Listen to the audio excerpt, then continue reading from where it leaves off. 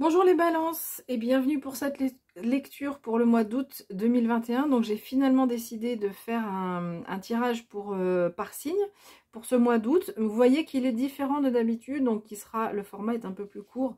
C'est pour ça que j'ai choisi ce format-là pour qu'il soit un petit peu plus court. Alors, on va regarder donc avec ce tarot que j'ai déjà utilisé. Donc les personnes qui sont abonnées, vous connaissez déjà ce tarot. On va regarder ici, avec cette carte, votre point d'appui. Qu'est-ce qui va vous aider sur ce mois d'août? Ici, ce qui peut vous gêner, vous embêter. Ensuite, une carte conseil. Et enfin, l'issue. Qu'est-ce qui se passe globalement sur ce mois d'août pour vous? Et ici, donc on a deux cartes qui sont tombées de l'oracle des elfes. On verra les messages que cet oracle va vous donner pour vous les balances. Alors, votre point d'appui, votre point fort, c'est ce roi d'épée. Alors, le roi d'épée, il est dans le contrôle. Mais c'est pas un contrôle qui est non plus excessif, hein, il a une certaine assurance, il a du pouvoir et de l'autorité autour de lui, sans écraser les autres. Et ce roi, il est rationnel, il est prudent. Donc tout ce que je viens d'énumérer, ce sont vos qualités, que vous soyez homme ou femme. Vous allez, sur ce mois d'août, vous serez prudent, vous serez rationnel, vous serez... vraiment, l'intellect va vraiment vous aider à réfléchir, à analyser les choses. Et vous n'allez pas partir dans tous les sens. Donc ça, voilà, ça va être votre point d'appui. Et vous avez un certain contrôle de vous-même. Et vous avez envie d'avoir aussi un contrôle sur votre vie, un contrôle sur les choses. Alors, on nous dit ici, avec le mat, enfin l'équivalent du mat dans le Marseille, que c'est un peu le pendant de ce roi. Donc c'est quand même un point d'appui, c'est bien, vous êtes prudent, vous êtes, voilà, il y a l'intellect qui est en place, qui est en route, pardon. Mais du coup, vous n'osez peut-être pas sortir un peu des sentiers battus. C'est ce que nous dit ce fou ou ce mat. Voilà, on nous dit que vous n'osez pas faire les choses.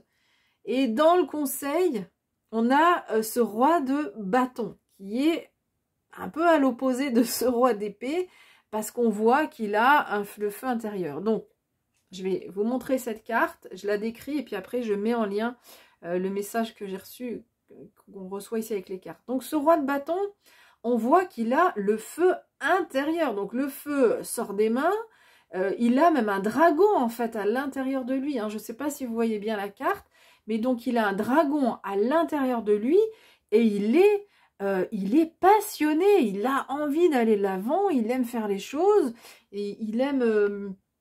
il a beaucoup de charisme, il a beaucoup des capacités, des qualités d'orateur, beaucoup de leadership aussi qui se dégage de ce roi. Donc, ici, c'est une carte conseil. Donc, ça veut dire que ce n'est pas forcément une énergie que vous avez. Donc, on vous dit que ici, ce roi d'épée, il vous aide parce que ça vous permet quand même d'être rationnel, de ne pas partir à l'aventure, de faire n'importe quoi. Mais du coup, il vous empêche un petit peu peut-être d'avancer. Et donc, on va vous conseiller de mettre quand même un petit peu plus de passion par rapport à ce roi, de vous laisser un petit peu plus aller quand il y a une situation qui peut-être s'offre à vous, que ce soit professionnel, sentimental, familial, voilà, peu importe le domaine.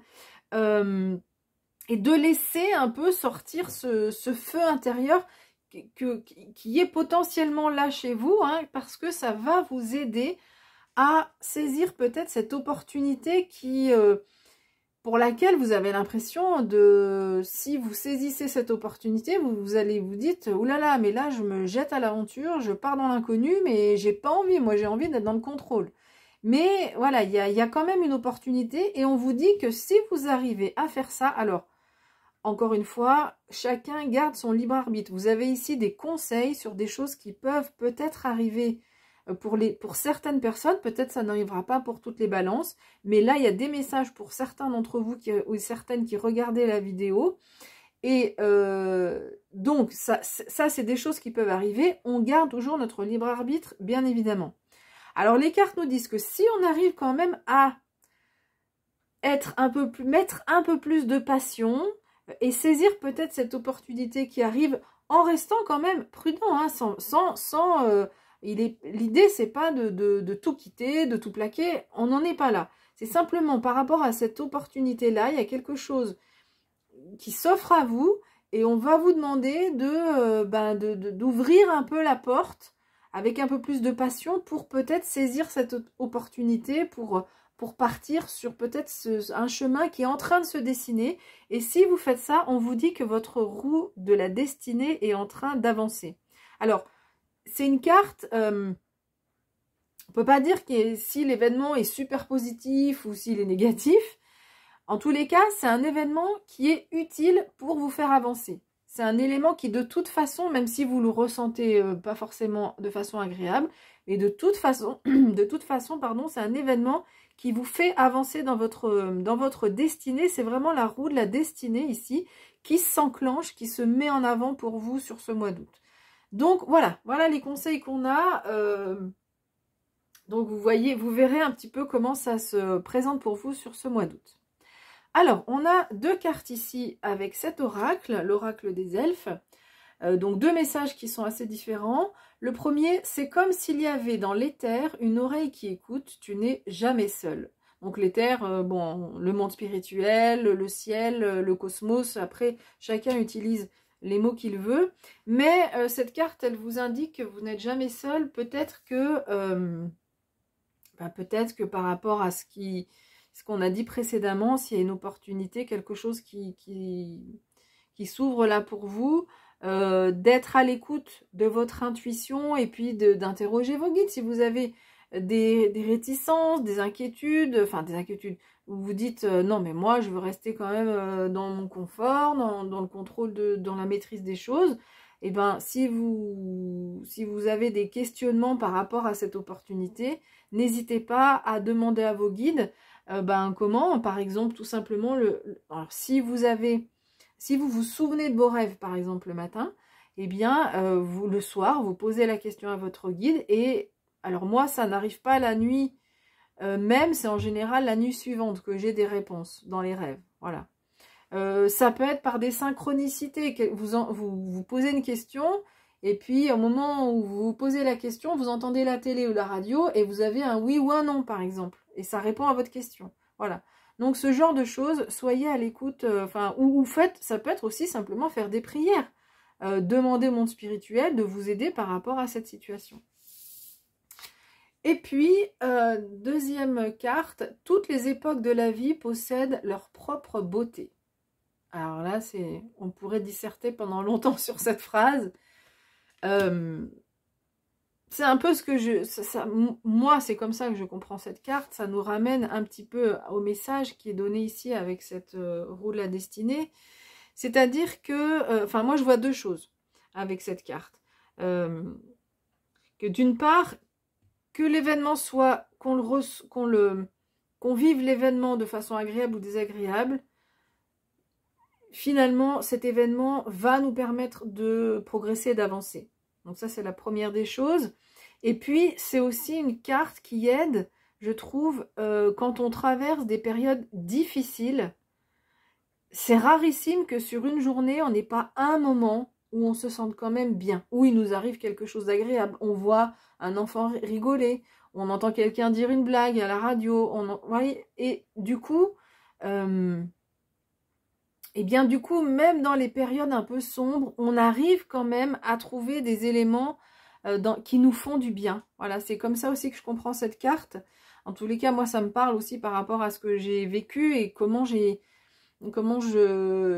me suis aidée de ça, en fait, hein, dans les moments difficiles. Eh bien, je me suis dit, parce que souvent, c'est le soir. Alors voilà, je vous dis un petit peu mon ressenti, enfin mon expérience. C'est souvent le soir que les pensées négatives ressortent. Et c'est quand même difficile de les contrôler, enfin de faire en sorte qu'elles s'en aillent, parce que, et du coup, on dort pas bien, on s'endort tard, etc. Alors, moi, voilà l'exercice que j'ai fait, c'est que dans la journée, comme je vous l'ai dit, il y avait toujours un événement. Alors, il faut être... Du coup, ça, je vais finir mes phrases et puis après, je vais remettre les choses dans l'ordre. Il y a toujours un événement dans la journée où je ressentais une sensation agréable. C'est vraiment, il faut se concentrer parce que ça peut être très fugace, très court. Comme j'ai dit, on entend rire un enfant. Et ben peut-être il n'y avait que ça dans la journée parce qu'on on traverse une période très difficile. Et ben s'il n'y avait que ça, et ben on note ça sur son carnet le soir. Voilà. Et de faire cette gymnastique, ça oblige aussi le cerveau, le mental, à se concentrer petit à petit plus sur ce qui est agréable que ce qui est désagréable ou de ce qui est ce qui nous perturbe à ce moment-là. Donc, ça peut être aussi un ami qui nous appelle, on a passé un moment au téléphone, ça nous a fait du bien. Eh bien, ça, c'est le moment positif de la journée. Parfois, je vous assure, il n'y en avait qu'un qui durait 5 minutes hein, ou quelques minutes. C'est pas grave, on le garde. Et donc, moi, je le notais sur mon agenda. Après, on note où on veut. Hein. Et le soir, avant de me coucher, je relisais cet événement et j'essayais de ressentir l'émotion. Parce que quand on vit quelque chose de positif, d'agréable, on ressent dans son corps, on perçoit ce qui est agréable, on sourit, mais on ressent dans son corps aussi un certain relâchement, puis des émotions, ça peut être au niveau du ventre, du cœur, etc. Et donc, je relisais cet événement, j'essayais de me replacer dans le moment, en visualisant le moment où ça a été agréable, et donc du coup, mon corps, en fait, se détendait et se relâchait. Voilà. Et donc, j'ai fait ça pendant plusieurs mois, jusqu'à ce que, petit à petit, eh bien, les pensées négatives, eh ben, elles étaient de moi. Alors, c'est pas du jour au lendemain, c'est sûr hein, que ça va s'arrêter. Mais petit à petit, en faisant cet exercice, eh bien, déjà, ça oblige le mental à se concentrer sur ce qui est positif et ne pas se focaliser que sur ce qui est négatif. Parce que moi, je connais des personnes, c'est hallucinant. Vous passez 3 jours avec elles, il y a 2 heures à la fin des 3 jours où ça se passe pas bien, il y a une perturbation, etc.